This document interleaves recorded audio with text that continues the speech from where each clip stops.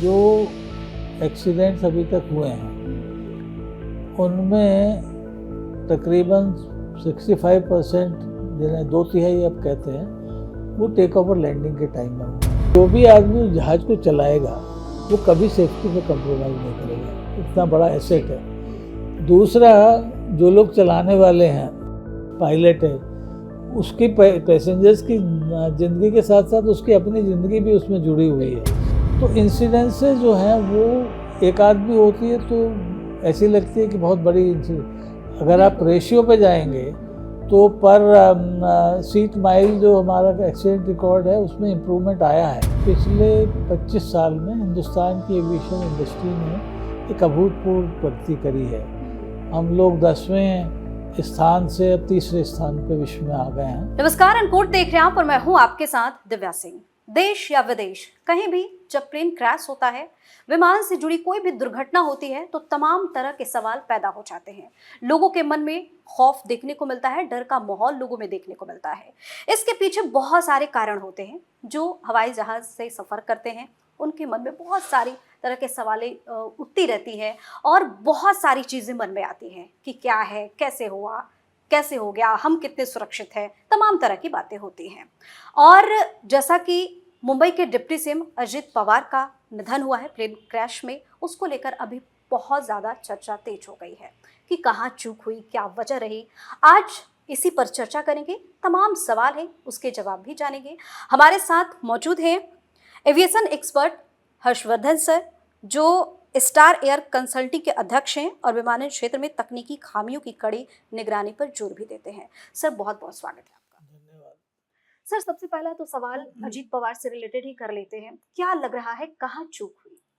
देखिए, सबसे पहली बात ये है कि जो जिस तरह का ये एक्सीडेंट हुआ है एक बड़ा असाधारण सिचुएशन है, क्योंकि जो कई फैक्टर्स हैं, जैसे कोई सेबोटाज उसमें मुझे नज़र नहीं आ रहा। दूसरा जो है जो पायलट है वो बहुत तजुर्बेकार पायलट था। विजिबिलिटी क्लियर थी एयरपोर्ट पे जो फुटेज आई है।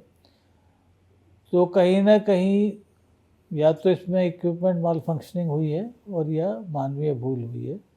अभी बहुत कम इन्फॉर्मेशन हमें अवेलेबल है, तो विस्तृत चर्चा तो उसके बाद ही हो पाएगी।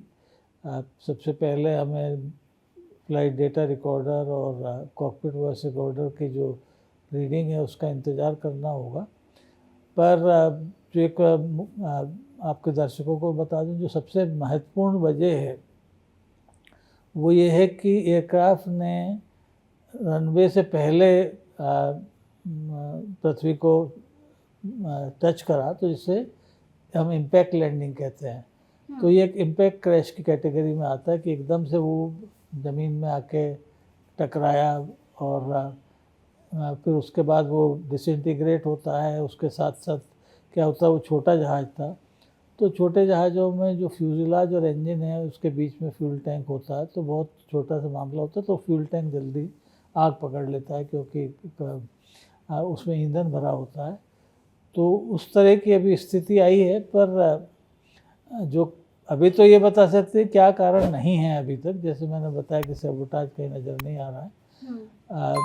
पर आगे जब बाकी टेक्निकल डेटा अवेलेबल होगा तो हम इस बारे में थोड़ा और विस्तृत जानकारी दे सकेंगे कि क्या कारण हुआ। क्योंकि जहाँ तक मेरा मानना है कि जो जहाज़ का पायलट था बहुत ही तजुर्बेकार पायलट था और 40 साल से वो उड़ान भर रहा था। तो कोई जहाज़ में तकनीकी खामी टेक ऑफ से पहले की हो तो वैसा मैं नहीं मानता हूँ। जी सर, जो लोग वीआईपी होते हैं, अपने लिए अलग अलग कंपनियों से विमान हायर करते हैं, उसको लेकर सुरक्षा की जिम्मेदारी कितनी होती है और किस तरीके का खास प्लान तैयार किया जाता है? देखिए, ऐसा है ना कि ये जो प्राइवेट एयरक्राफ्ट कैटेगरी है उसको हम नॉन शेड्यूल्ड ऑपरेटर कहते हैं और उसको हम जनरल एविएशन कहते हैं। जो आप रेगुलर पैसेंजर जिसमें ट्रैवल करते हैं उसको हम शेड्यूल्ड एयर ट्रांसपोर्ट कहते हैं, जिसमें जैसे इंडिगो है, एयर इंडिया है। तो प्राइवेट एयरक्राफ्ट जो हैं वो विशिष्ट पर्पज़ों के लिए, विशिष्ट लोगों के लिए ही प्रयोग होते हैं। क्योंकि उनकी कॉस्ट ऑफ ऑपरेशन बहुत ज़्यादा होती है, छोटे जहाज़ होते हैं, नंबर ऑफ़ पैसेंजर्स कम होते हैं और उनकी उड़ान भी बड़े जहाज़ों के मुकाबले बहुत कम होती है। तो उनकी देखरेख के लिए डीजीसीए की गाइडलाइंस हैं, जो एक सिविल एविएशन रिक्वायरमेंट जिसे कार कहते हैं, उसके तहत उनका निरूपण किया गया है।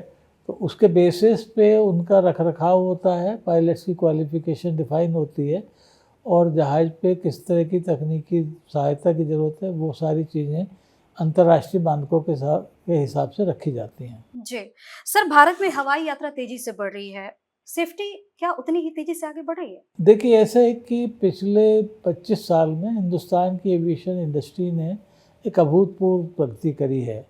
हम लोग 10वें स्थान से अब तीसरे स्थान पे विश्व में आ गए हैं और हमारी जो ग्रोथ रेट है वो विश्व में सबसे ज़्यादा पिछले कई सालों से बना हुआ है। तो इसमें कई फैक्टर्स हैं। एक तो सबसे पहला फैक्टर है कि हमारी जो इकोनॉमी है उसमें बहुत तेज़ी से वृद्धि हुई। दूसरा, आपने देखा कि जो हमारी शिक्षा का स्तर है, लोगों में आम शिक्षा का जो स्तर है वो बहुत बढ़ा है।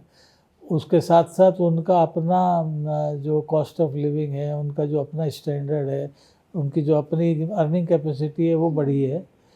फिर समय की वैल्यू जो है वो बढ़ गई है। एक समय था जब आराम से आदमी काम करता था, अब उसको पता है कि बहुत कम समय में आपको ज़्यादा काम करना होता है। तो उसकी वजह से जो ये लो कॉस्ट कैरियर आए, जिन्हें अब नो फ्रिल कैरियर भी कहते हैं, तो एयर ट्रैवल सस्ती हुई और वो आम आदमी की पहुंच में पहुंची है। तो उसकी वजह से एक बहुत बड़ा मार्केट एक नया डेवलप हुआ। आज की डेट में आप ये देखिए कि करीब 60% ट्रैवलर जो है वो लो कॉस्ट ट्रैवलर है। यार, एक ज़माना था जब 90% ट्रैवलर कंपनी ट्रैवलर होता था, कंपनी के अकाउंट पे उनको कंपनी से रिम्बर्समेंट मिलता था, वो चाहे सरकारी हो या गैर सरकारी हो। आज की डेट में 85% से ज़्यादा ट्रैवलर जो है वो इंडिविजुअल ट्रैवलर है। तो एक बहुत बड़ा चेंज आया है और ये बहुत ही, और ये ग्रोथ अभी हमारी बनी हुई है क्योंकि एक इंडियन इकोनॉमी जिसे आप देख रहे हैं ना कि अभी भी सारी दुनिया में एक रिसेशनरी फेज दिखाई पड़ रहा है, पर हमारी ग्रोथ रेट दुनिया में इकोनॉमिक ग्रोथ रेट सबसे ज़्यादा है। तो एक थंब रूल कहा जाता है कि अगर 1% जीडीपी बढ़ता है तो 2% एयर ट्रैवल बढ़ती है। तो हमारा 7-8% के रेंज में पड़ रहा है, तो उसके हिसाब से एयर ट्रैवल में ग्रोथ आ रही है। टेक ऑफ और लैंडिंग को लेकर अगर आम लोगों की बात करें तो उनके मन में एक डर का माहौल होता है, वास्तव में इसकी सच्चाई क्या है? देखिए, ऐसा है कि जो एक्सीडेंट्स अभी तक हुए हैं उनमें तकरीबन 65%, जिन्हें 2/3 अब कहते हैं, वो टेक ओवर लैंडिंग के टाइम में हुए हैं। 65%? हाँ, उसकी वजह क्या होती है कि वही समय होता है जब जहाज़ मैनुअल कंट्रोल्स पे होता है और उस समय पायलट को सबसे ज़्यादा चौकन्ना रहना होता है और सबसे ज़्यादा जो काम है कॉकपिट में जो करने का काम है वो पायलट करता है।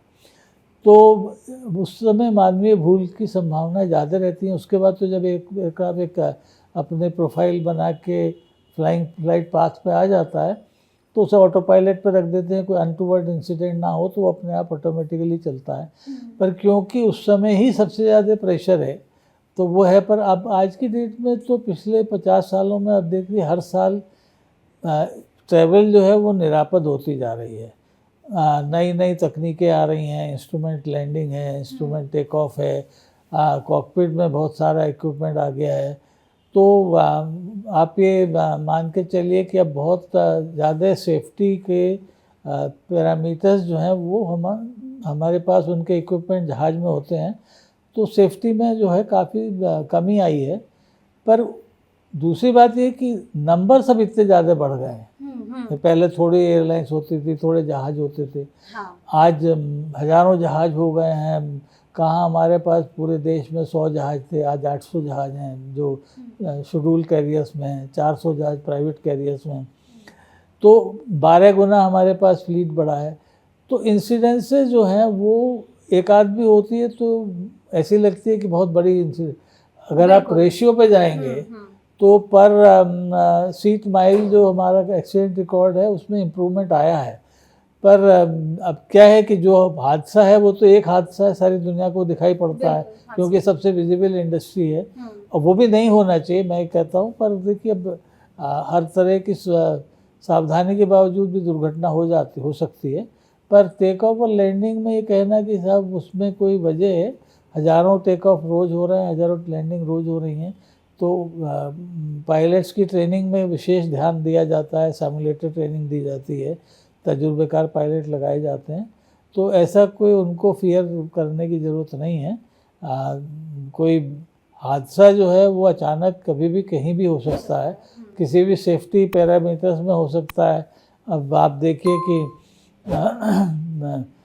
किसी सरकारी खजानों में जहाँ पे इतनी सेफ्टी की तैयारी होती है, कई बार वहाँ पे लूट हो जाती है, तो इसका ऐसा नहीं है कि साहब कोई हादसे का रिलेशनशिप किसी एक जनरल उसे आप जनरलाइज कर सकें।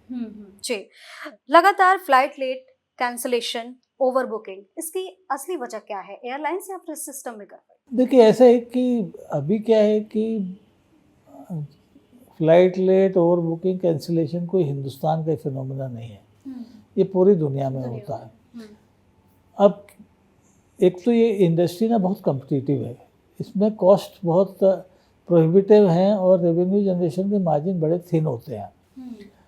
तो आपके पास एक ही तरीका होता है कि आपके जो भी रिसोर्सेज हैं, वो चाहे मशीन मतलब जिसे आप एयरक्राफ्ट कहते हैं, या आप स्टाफ जिसे आप मैन पावर कहते हैं, ह्यूमन फैक्टर, उनकी जो कॉस्ट है उसको मैक्सिमाइज आप करेंगे तभी आपको रिटर्न आएगा। मतलब आप पूरे बहुत अच्छे एफिशिएंट ऑर्गेनाइजेशन भी हैं तो भी मैक्सिमम आप 2 से 3% प्रॉफिट ले सकते हैं। मतलब टोटल जो आपके पास एक मैन्योरेबिलिटी है कॉस्ट की, वो 5% में आती है। अब वो उसमें किसी के ज़्यादा हो जाते हैं तो वो नुकसान में चले जाता है, कम होते हैं तो फ़ायदे में आ जाता है।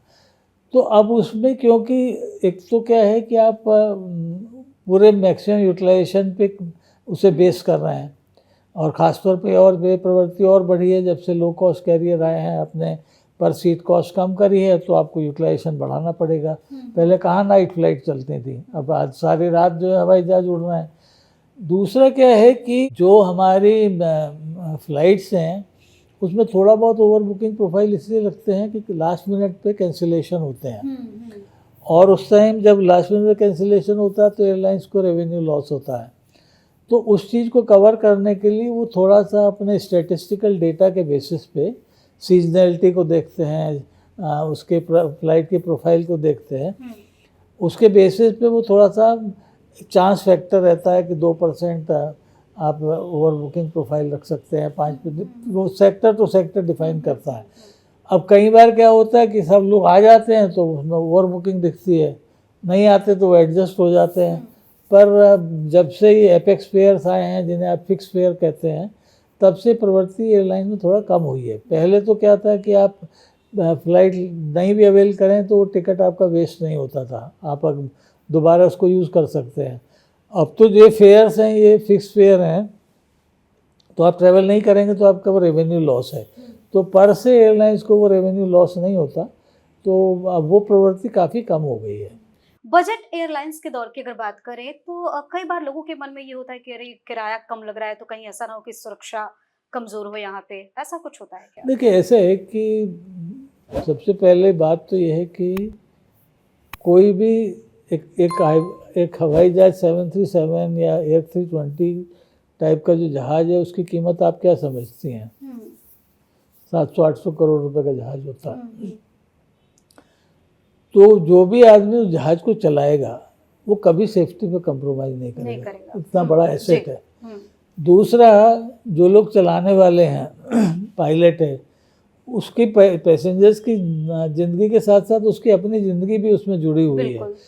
तो एयरलाइंस इंडस्ट्री जो है वो अपनी रेपुटेशन पे चलती है। अगर आपके रेपुटेशन हो जाए कि आप एक्सीडेंट प्रोन हैं या आपकी फ़्लाइटें कम टाइम से नहीं चल रही, तो आप जो हैं लोग आना बंद कर देते हैं। तो जानबूझ के कोई भी, अच्छा उसके बाद ओवरसीइंग बॉडीज़ हैं, DGCA है, अंतर्राष्ट्रीय मानक हैं, तो ये इंडस्ट्री बहुत रेगुलेटेड इंडस्ट्री है। तो इसमें ये कहना कि किसी भी तरह से वो बजट एयरलाइंस में कोई सेफ्टी पे कंप्रोमाइज़ है, उस बात को मैं नहीं मानता हूँ। जी सर, टेक्नोलॉजी जैसे एआई की अगर बात करें, ऑटोमेशन की बात करें, ड्रोन एविएशन सेक्टर को कैसे बदल रहा है? देखिए ऐसे ना एविएशन के साथ एक बहुत बड़ा एडवांटेज है, और आपने देखा होगा कि aviation is the front runner of technology. दुनिया में टेक्नोलॉजी सबसे पहले स्पेस में आती है, क्योंकि वो रिसर्च है। स्पेस के बाद वो इमीडिएटली सब सिविल और डिफेंस एविएशन में आती है, क्योंकि उसका कमर्शियल एप्लीकेशन वहाँ है। तो एयरक्राफ्ट इंडस्ट्री जो है वो दुनिया में अपनी इनोवेशन के लिए मानी जाती है। तो विश्व में जो भी आप टेक्नोलॉजी या नई इंजीनियरिंग प्रैक्टिसेस डेवलप कर रहे हैं, उनका सबसे पहला प्रयोग एविएशन में आता है। जैसे फेशियल रिकग्निशन है, अभी आप जीपीएस आज अपने मोबाइल पे यूज़ कर रहे हैं, एविएशन इंडस्ट्री ने 40 साल पहले उसका प्रयोग शुरू कर दिया था। तो जो भी टेक्नोलॉजी आती है उसको सबसे पहले एविएशन इंडस्ट्री प्रयोग करता है। उसके दो कारण होते हैं। एक तो क्या है कि टेक्नोलॉजी गिव्स यू लीडरशिप। जो भी एयरलाइंस अपने आप को क्लेम करती है कि उनका फ्लीट मोस्ट मॉडर्न है, जो एयरलाइंस अपने आप को ये मानती हैं कि वो इंट्रोडक्टरी लीडर हैं टेक्नोलॉजी के, वो एयरलाइन मार्केट लीडर होते हैं। दूसरा क्या होता है कि इससे आपकी एफिशिएंसी जुड़ी होती है। मतलब आप जब कभी एज एन ऑपरेटर देखें तो आपको सुबह से शाम तक नॉन स्टॉप एक के बाद एक जहाज़ उड़ाना है, और उसमें ह्यूमन एलिमेंट भी बहुत बड़ा है, टेक्नोलॉजी एलिमेंट भी बहुत बड़ा है। तो उसको हम जितना ज़्यादा ऑटोमेट करते हैं, जितना ज़्यादा उसे मॉडर्नाइज करते हैं, कंप्यूटराइज करते हैं, उतना उसमें चांसेस ऑफ एरर कम होते हैं, एफिशिएंसी बढ़ती है। और इसमें क्या है कि देयर इज ए वॉल्यूम, मतलब एक स्केलेबिलिटी है। क्योंकि इंडस्ट्री में स्केलेबिलिटी है तो इसमें टेक्नोलॉजी एडॉप्शन बहुत अच्छा होता है, सबसे पहले होता है। और इनोवेशन को तो हम सबसे पहले इसलिए एक्सेप्ट करते हैं कि एक जहाज़ वाले ने नहीं करी, दूसरे ने कर ली, तो वो लीडरशिप ले जाएगा। तो इनोवेशन तो इमीडिएटली हम लोग इंट्रोड्यूस करते हैं। पायलट और केबिन क्रू का जिक्र करेंगे, इन पे वर्क प्रेशर और सेफ्टी रिस्क कितना बड़ा मुद्दा है? देखिए ऐसे है कि इनकी जो फ्लाइंग के जो टाइमिंग्स हैं वो अंतर्राष्ट्रीय मानकों के हिसाब से इकाओ है, और इकाओ एक अंतर्राष्ट्रीय बॉडी है, यूएन की सिस्टर ऑर्गेनाइजेशन है। और उसके बाद हमारा अपना डायरेक्टर जनरल सिविल एविएशन, वो आपके flight and duty time define करते हैं। उसकी एक रेगुलेटरी प्रैक्टिस, एक बाकायदा उसकी गाइडलाइंस दी जाती हैं, और आप उनको वायलेट नहीं कर सकते, वो मैंडेटरी होती हैं। वो कहती हैं कि साहब एक पायलट 75 घंटे से महीने में ज़्यादा फ्लाइंग नहीं करेगा, उसको 36 घंटे का प्रॉपर रेस्ट मिलेगा। अब वो 48 घंटे हो रहा है। तो क्या है कि वो उन गाइडलाइंस को कोई एयरलाइंस वायलेट नहीं कर सकती। अब ये ज़रूर है कि उनके साथ थोड़ा सा जो हमारा फ्लाइंग का पैटर्न है, नेचर ऑफ वर्क है, कभी रात में उनको फ्लाइट पे जाना होता है, कभी दिन में जाना होता है। तो अब ये तो नेचर ऑफ वर्क है, उसमें आप कुछ कर नहीं सकते हैं। ये ज़रूर है कि जब से प्राइवेट ये बजट कैरियर्स आए हैं, पर यूनिट पर पर्सन यूटिलाइजेशन बढ़ा है, पर वो बढ़ा उन लिमिट्स के अंदर ही है। अब उसको आप एक्सेस यूटिलाइजेशन माने तो वो गलत धारणा है। और इसी वजह से जो उनका कंपनसेशन भी है वो उनकी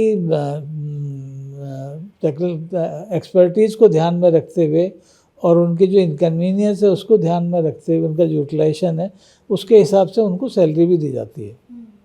हवा में झटके की खबर अक्सर आती है, सर इसके बारे में जानना चाहेंगे, क्लाइमेट चेंज का असर? देखिए ऐसे है ना कि हवा में झटके तो वेदर है, वेदर एक अनसर्टेन फिनोमिना है। और क्या होता है कि जब बहुत ज़्यादा कहीं वेदर ख़राब होता है तो पायलट के प्रयास होता है, उसको वेदर कंट्रोल से और एटीसी से खबर मिलती है, उसके अपने को वेदर रडार पर भी वो बिल्डअप आ जाता है, तो उसको अवॉइड करने की कोशिश करते हैं। पर उसके बावजूद भी थोड़ा बहुत उसमें आप जो इन्हें हम एयर पॉकेट्स कहते हैं उसमें आप फंस सकते हैं, और कई बार अचानक से वो एयर पॉकेट बन जाते हैं। तो ऐसा कोई मतलब वो कोई सेफ्टी रिस्क नहीं है। सेफ्टी रिस्क जब होता है जब आप अचानक से किसी फिनोमेना में आते हैं, तब आपको प्रॉब्लम होता है, क्योंकि पायलट्स को उसकी ट्रेनिंग दी जाती है। पर क्योंकि आप हवा में उड़ रहे हैं और वहाँ पे थोड़ा बहुत वेदर का है, अब हर जगह तो आप उसको टोटली, या तो फिर आप फ्लाइट ही कैंसिल कर दें, या आपको लगे कि भैया आप निकल सकते हैं तो उसमें थोड़ा बहुत जो है आपको झटके लगते हैं, तो उतना उन चीज़ों को विदस्टैंड करने के लिए जहाज़ की काबिलियत भी है और पायलट भी उस चीज़ के लिए ट्रेंड होते हैं। आम पब्लिक जो सफर करते हैं फ्लाइट पे, किस तरीके की सावधानियां बरतने की जरूरत है? देखिए, सबसे पहली बात तो ये है कि आम पब्लिक को अपना एक डिसिप्लिन मेंटेन रखना चाहिए और उनकी कोशिश ये करनी चाहिए कि जो चीज़ें, कुछ चीज़ें बैन हैं आपको ट्रैवल करने में, उन चीज़ों को अपने साथ ना ले जाएं, क्योंकि उनके दूसरों के साथ साथ उनकी अपनी ज़िंदगी भी जो है रिस्क में होती है। दूसरा, कुछ जो इंस्ट्रक्शंस दी जाती हैं जहाज़ में, कहते हैं आप मोबाइल मत चलाइए, आपको मोबाइल जो है एयरप्लेन मोड में रखना चाहिए या बंद करके रखना चाहिए, क्योंकि कई बार उससे एयर फ्रीक्वेंसीज में डिस्ट्रप्शन हो सकता है। और जितना आप सभ्य व्यवहार करेंगे, कई बार आपने देखा कि अचानक से जहाज़ रुकता है, एकदम लोग जो है ओवरहेड बिन्स खड़े होकर चलते जहाज़ में खोलने लगते हैं, उससे वो कई बार जहाज़, तो जितना आप शालीन और तसल्ली से व्यवहार करेंगे, भाई जहाज़ जब रुकेगा तभी उतरेंगे और सारे लोग उतरेंगे। जाने में तो चलिए फिर भी मानता हूँ भाई आप 1 मिनट पहले निकले तो बाहर निकल आए, आने में तो सबको एक ही साथ जाना है, उसमें हड़बड़ी क्यों है? तो एक थोड़ा सा शांतिपूर्वक व्यवहार अगर रखेंगे लोगों के साथ, क्रू के साथ एक पोलाइट व्यवहार रखेंगे, तो उनको यात्रा में और ज़्यादा आनंद आएगा। सर, आपकी पर्सनल लाइफ से जुड़ा 2-4 सवाल मैं करना चाहूंगी। क्या एक्सपीरियंस रहा आपका? कितने समय से हैं आप? सबसे पहले ये बताइए सेक्टर। अब मुझे सन 80 से मैं एविएशन इंडस्ट्री से जुड़ा हूँ, ऑलमोस्ट 45 साल हो गए हैं। और सबसे बड़ी बात है कि जो इस पीरियड में हम लोग मैनुअल वातावरण में काम करते थे, जितनी मेंटेनेंस थी वो पुराने सिस्टम से होती थी, जो बुकिंग होती थी वो मैनुअली होती थी, टेलीफोन पे होती थी, कोटा सिस्टम से होती थी। सारे लोग जो हैं जहाज़ों की जो एरोब्रिज नहीं होते थे, आपने देखा कि जहाज़ों में सीढ़ियाँ लगाई जाती थी, तो एक मैनुअल टाइम था और उस टाइम नंबर्स बहुत कम होते थे, तो क्या था कि सब लोग एक दूसरे को एयरपोर्ट पे जानते थे, एक बहुत बड़ा एक परिवार की तरह सब लोग रहते थे। अब टेक्नोलॉजी इतनी बढ़ गई है कि हर चीज़ जो है मॉडर्नाइज हो गई है, वॉल्यूम बहुत बढ़ गए हैं, तो एक तो क्या है कि अब थोड़ा सा क्या है कि कोई दूसरे को जानता नहीं है, मतलब काम सब एक जगह कर रहे हैं। अब इतने लोगों को फिजिकली आप जान भी नहीं सकते हैं, एयरपोर्ट्स इतने बड़े हैं।